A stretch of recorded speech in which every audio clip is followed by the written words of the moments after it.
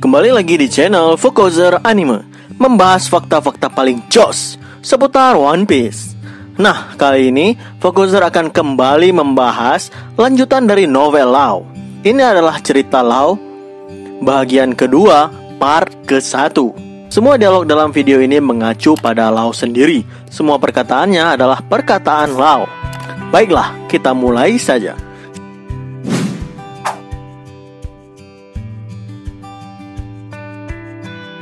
Sialan kau penguin, kau tahu aku menyukai daging itu. Aku tidak peduli, aku mendapatkannya pertama kali. Hei, kalian tunggu dulu. Kalian berdua masing-masing mendapatkan 3 potong, sedangkan aku hanya 2 potong, kata Beppo.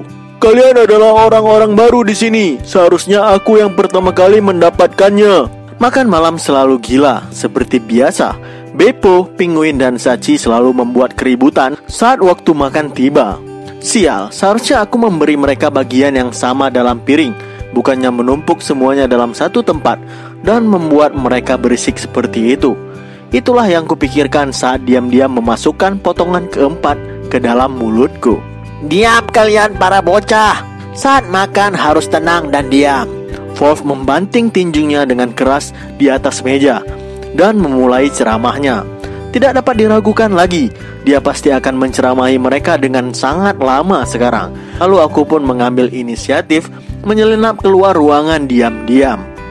Dan tiba-tiba tangan Wolf memegang leherku dengan sangat kuat, dan dia berkata, "Kau kira kau dapat melarikan diri, Lau?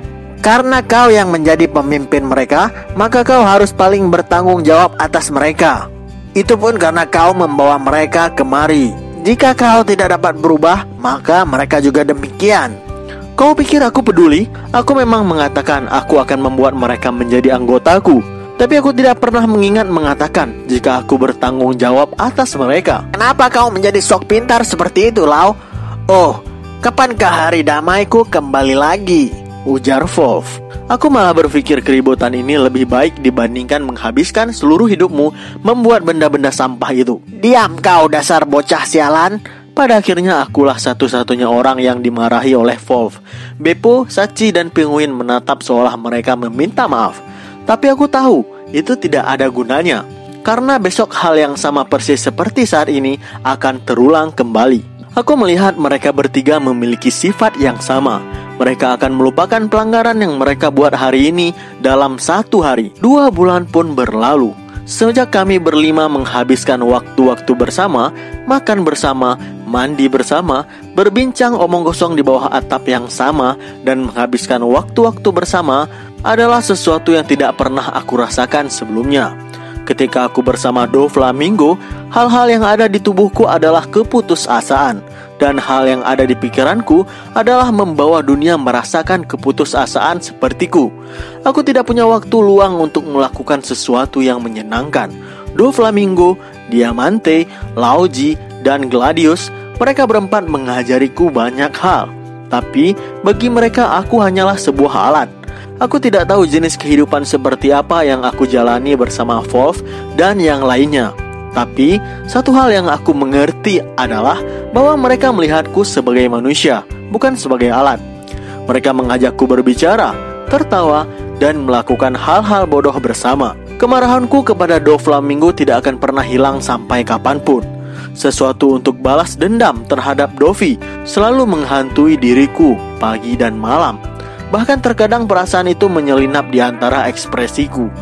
Namun saat ini aku memiliki teman. Aku memiliki orang-orang yang membuatku dapat melupakan rasa sakit tersebut dengan mengalihkan perhatianku dengan hal-hal bodoh pada kehidupanku sekarang. Kami pun membicarakan beberapa mekanisme pekerjaan. Awalnya tidak ada yang tahu apa yang dilakukan dan membuat banyak keributan. Namun kini kami semua bekerja bersama tanpa masalah apapun. Wolf meninggalkan rumah setiap hari pada pukul 8 dan dia menuju ke tempat penelitiannya menciptakan sampah sekitar 30 menit. Selama sebulan ini banyak yang harus dilakukan di kota. Jadi hal yang wajar jika melihatnya sering pulang saat hari telah gelap. Aku tidak tahu apa yang Wolf lakukan setiap hari. Aku bertanya-tanya apakah dia baik-baik saja. Dia selalu kelelahan saat pulang. Aku khawatir dia akan sakit karena terlalu lelah. karena harus melakukan pekerjaan di kota, lalu juga melakukan penelitiannya. Beppo bertanya dengan raut muka yang khawatir.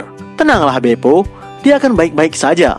Mr. Zhang itu terbuat dari sesuatu yang berbeda, jadi kau tidak perlu mengkhawatirkannya. Bahkan pagi tadi dia sangat gembira membicarakan penemuannya yang baru, walau itu tidak ada gunanya. Apakah benar begitu? Aku begitu mengkhawatirkannya, ujar Beppo. Baiklah, untuk memastikan bahwa ia baik-baik saja, aku akan melakukan pengecekan kesehatan sesekali.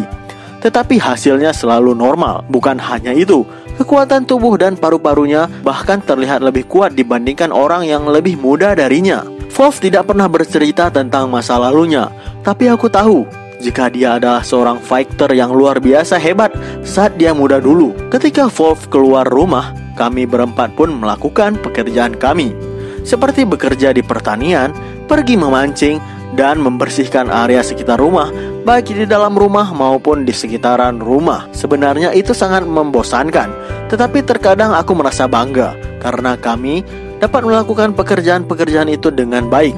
Saat ada waktu luang, kami masing-masing sibuk melakukan hal-hal yang ingin dilakukan masing-masing secara gambaran pribadi.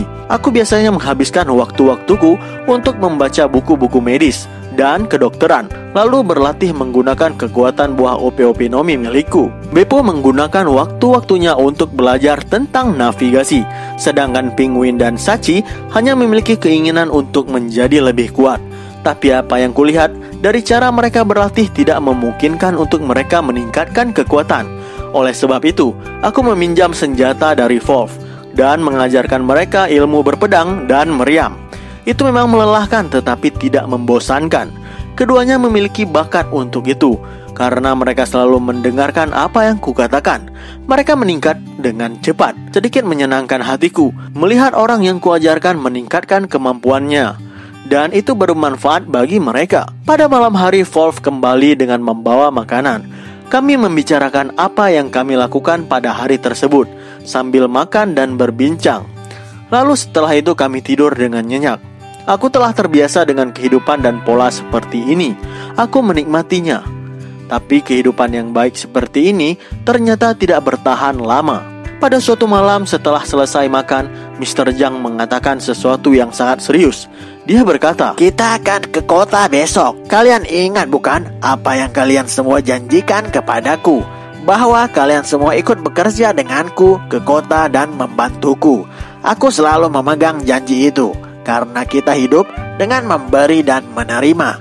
Jika kalian ingin tetap berada di sini, maka kalian harus membayar kamar dan makanan." Wolf menatap kami dengan raut muka yang serius. Aku tidak langsung mengangguk, namun berpikir akan pergi ke kota itu membuatku takut.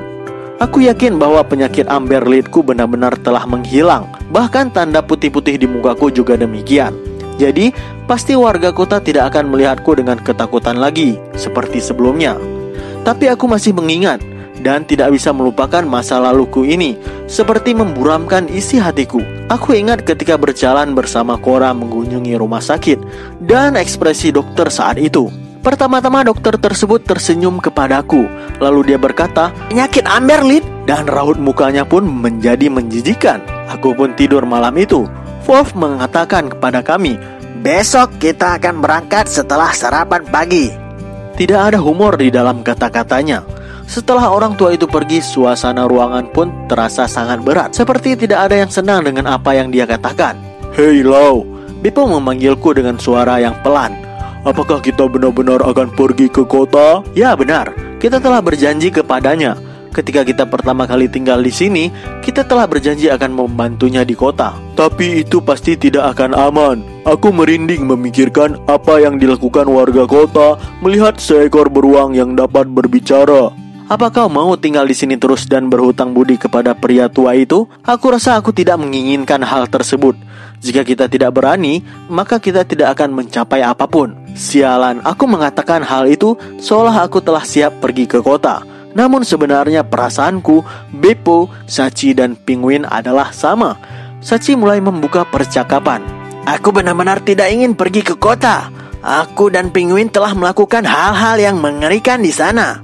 Aku yakin warga kota masih mengingat kami. Benar, tidak semua orang sebaik Wolf. Banyak sekali orang di luar sana yang sangat memuakkan dan menjijikkan. Lalu setelah jeda, aku mulai bercerita kepada mereka bertiga tentang penyakit Amber Leadku, bagaimana aku diperlakukan oleh orang-orang dewasa, dan bagaimana sakitnya kehilangan kedua orang tua yang sangat penting bagiku. Ketiganya terdiam mendengarkan ceritaku. Loh, aku tidak tahu itu terjadi padamu.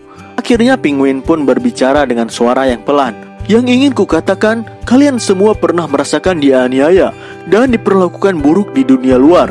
Namun, kita harus kuat. Kami akan pergi ke kota besok. Mungkin kami akan mengingat beberapa hal yang mengerikan.